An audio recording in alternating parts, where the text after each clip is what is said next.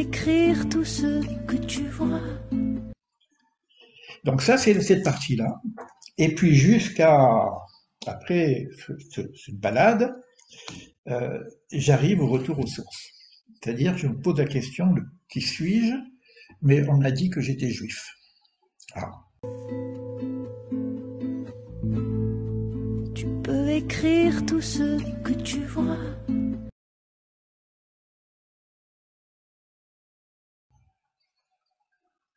je ne sais pas ce que c'est être juif.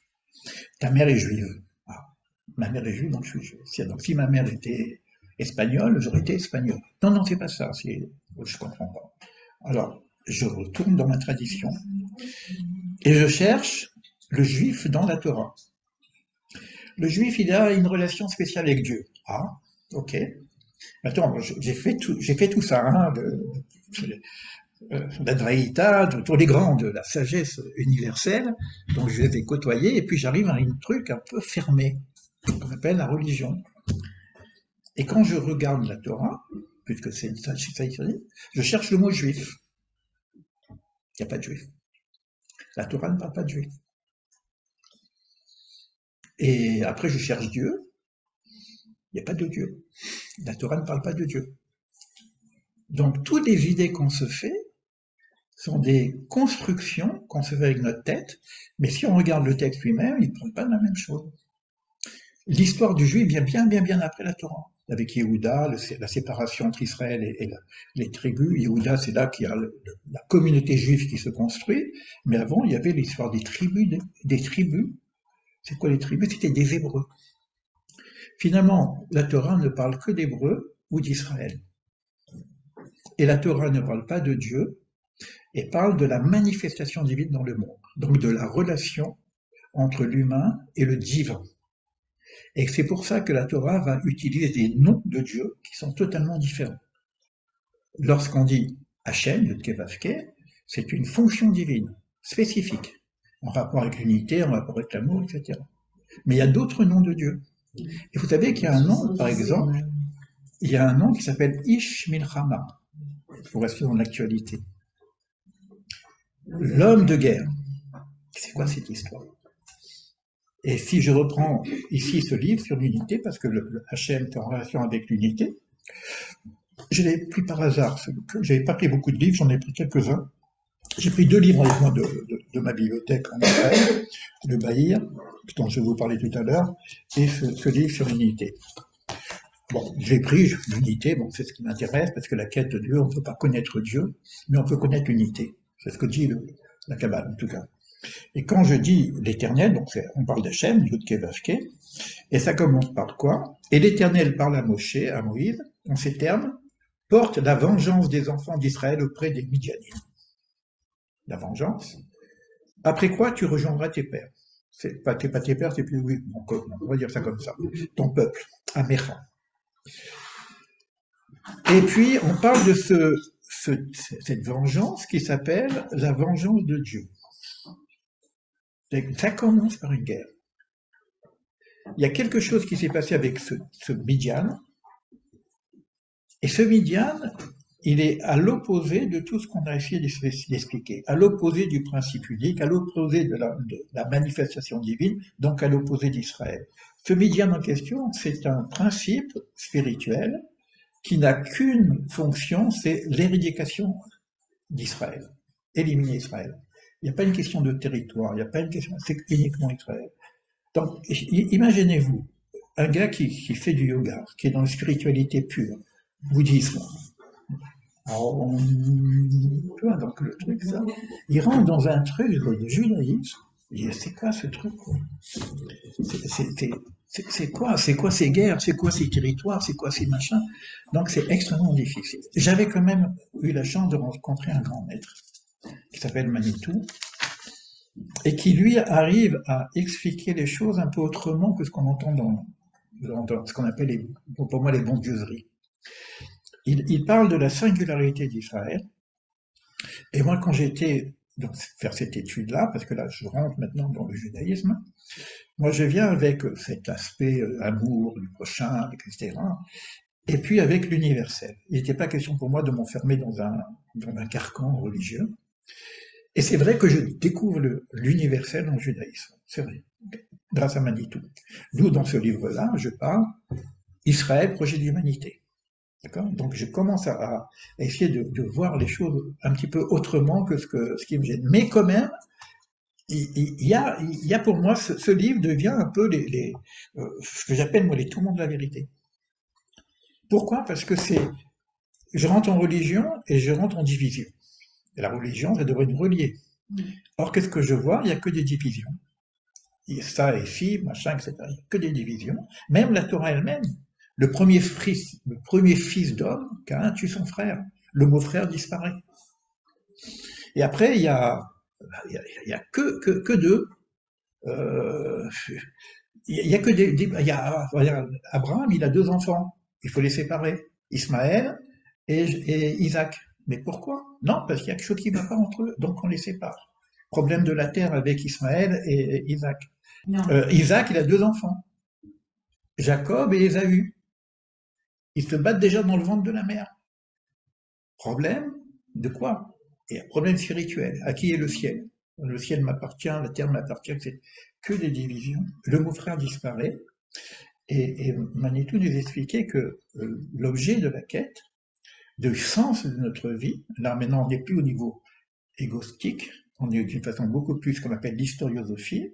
Le sens de la vie, c'est de retrouver cette fraternité perdue. Toute la quête, c'est le shalom. C'est pas évident par rapport à ce qu'on vit aujourd'hui. Alors, ce que nous explique Manitou, et peut-être pour revenir à l'actualité d'aujourd'hui, c'est qu'il y a des guerres fratricides. Ismaël et Isaac. Ça veut dire quoi? Ça veut dire qu'on est frères, on a le même père, et puis on a un problème d'identité à qui appartient l'héritage. D'accord? Après, on a la même chose avec Jacob et Ésaü. Manitou nous explique que ces guerres fratricides se règlent dans la Torah. Il n'y a pas de problème. Ok, on verra qui appartient à la terre, qui appartient au ciel, etc. Il y aura à un moment donné un éclaircissement.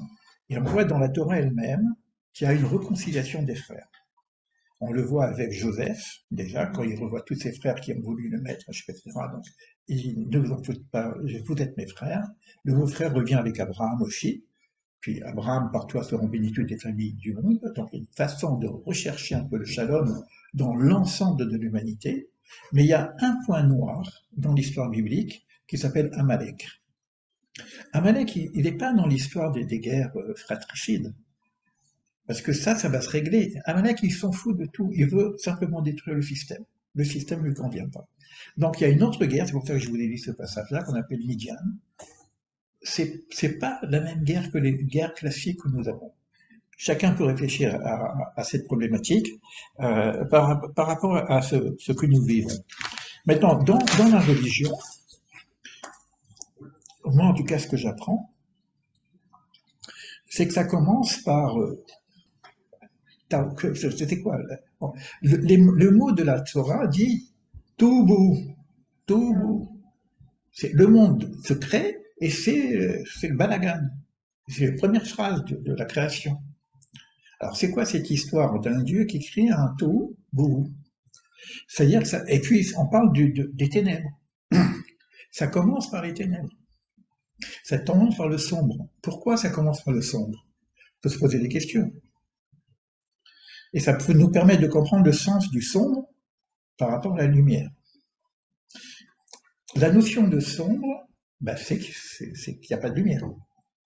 La notion de lumière, c'est l'émanation divine, c'est le rayon divin. Or, pour créer le monde, là je donne quelques éléments de Kabbale, pour créer le monde, il faut que la lumière se réduise. Il faut retirer la lumière divine.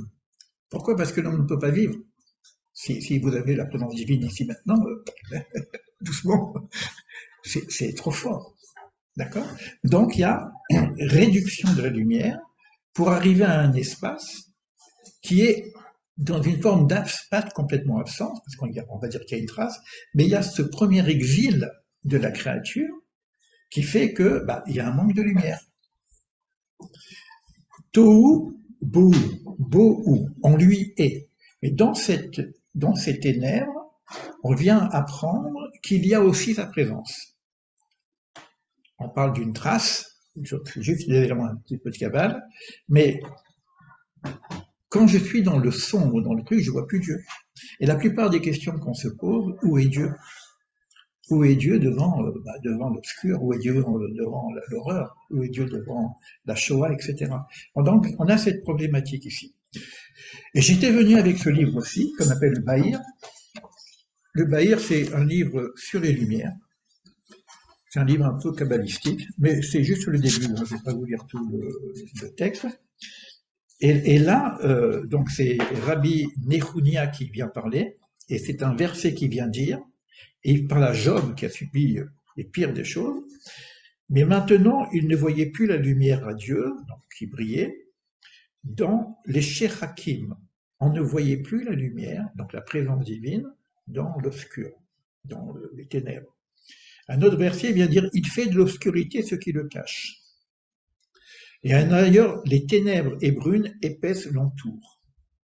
C'est-à-dire que là, il y a quelque chose qui nous dépasse un petit peu, pour moi c'est aussi une réflexion qu'on doit avoir, c'est que la présence divine ne se met pas en évidence.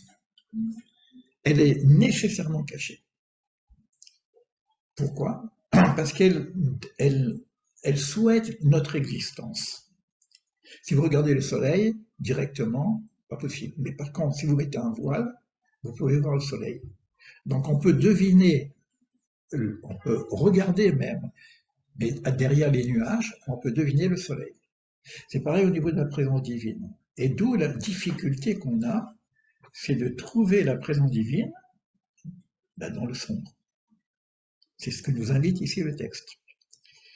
Est-ce que c'est toujours l'obscurité, si tu veux, avec la recherche de Non, justement, alors, là, c'est très intéressant ce que tu poses une question, c'est que il va y avoir ce qu'on appelle la révélation. Un besoin, à un moment donné, de voir, pas simplement de voir que du caché. Pour l'instant, le monde est créé par Eskerpanim, la face cachée, nécessairement cachée, qui nous donne notre libre arbitre, qui nous donne la possibilité de faire ce que je veux, parce que c'est pas caché, on n'est plus libre. Donc ça s'appelle Eskerpanim, la face cachée. Le monde Olam, c'est aussi Elem, caché. Donc la divinité, tu vas la trouver dans la nature, par exemple. Mais tu vois que c'est du divin, quoi, c'est tout. Mais d'une façon générale, la présence divine, elle n'est pas aussi évidente que ça. Elle peut être ressentie, tu vois, elle peut être vécue à l'intérieur de nous-mêmes. Mais on peut pas voir Dieu. Parce qu'il n'y a pas de forme, il y a que de l'énergie. Donc on va le trouver à travers les choses. Mais il y a deux éléments dans ta question. Quand c'est très très très très caché, là on sait même plus qu'il est caché. Quand tu prends la Shoah, quand tu prends ce qui se passe actuellement, on ne peut pas imaginer qu'il est caché derrière ça. Donc on appelle ça askir eskerpene. Caché, je cacherai ma face. C'est doublement caché, d'où la difficulté de voir le divin là-dessus. Mais en même temps, on a aussi l'expérience d'une révélation. D'accord? La révélation, donc on parle du temps messianique, etc., où il y a une véritable révélation. C'est-à-dire qu'à ce moment-là, on n'est plus dans simplement la croyance, on est dans presque une certitude. Quelque chose qui soit tangible, visible. Et c'est vrai que Hanouka est une fête qui nous annonce cette expérience lumineuse où les petites bougies de Hanouka éclairent l'extérieur, éclairent l'obscurité. Je ne sais pas si moi j'ai une image qui me parle et qui est très très forte, une Hanouka qui est dans les ghettos de la Shoah. Ils risquent leur vie, quoi. Mais eux, ils savaient que la lumière, il faut qu'elle éclaire l'extérieur. C'est pas de la lumière intérieure. Donc le travail qu'on a à faire, c'est pas simplement de trouver la lumière intérieure, c'est comment pouvoir éclairer l'extérieur, éclairer le monde. Et ça, c'est le rapport de Hanouka. Mais en même temps, c'est un geste qui est fait par les hommes, par les familles. D'accord? Donc, l'homme participe à l'éclaircissement du monde. Et on voit. miracle aussi. Alors, après, c'est les miracles.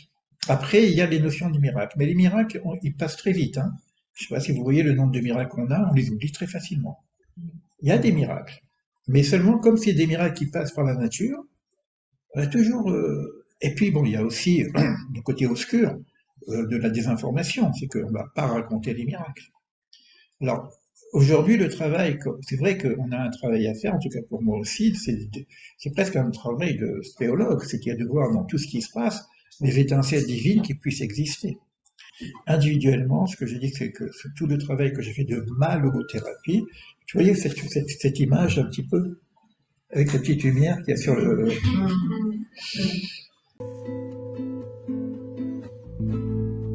Tu peux écrire tout ce que tu vois.